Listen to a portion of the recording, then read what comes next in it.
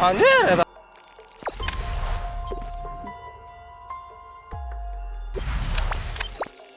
Hiu tutul 2 ton mati terdampar di Cianjur Selatan, dagingnya dipotong warga ramai-ramai.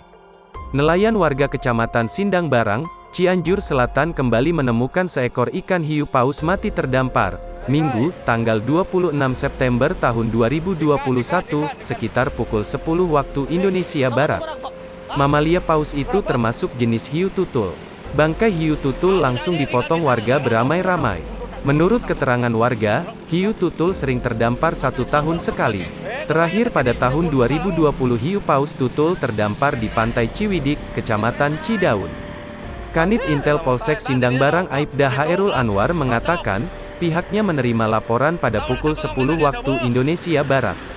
Tiba di lokasi hiu paus yang terdampar tersebut sudah dipotong-potong warga. Tadi sekitar pukul 10 waktu Indonesia Barat, warga dan nelayan sudah memotong daging hiu tutul yang mati tersebut, ujar Hairul melalui sambungan telepon siang ini.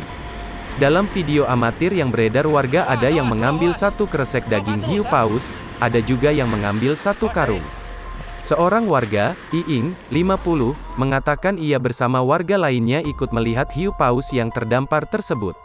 Ditemukan terdampar tadi sekitar pukul 10 waktu Indonesia Barat, di Pantai Cirarangan Desa Talagasari Kecamatan Sindang Barang, katanya.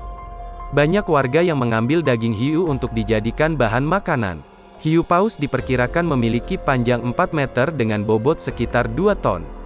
Dari keterangan warga, hiu paus setiap tahunnya pasti ada yang terdampar di perairan selatan Cianjur. Warga tidak mengetahui jika hiu paus tutul tersebut dilindungi.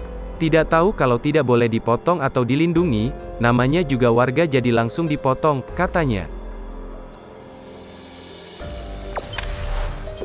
Jangan lupa subscribe, share, komen, dan like ya.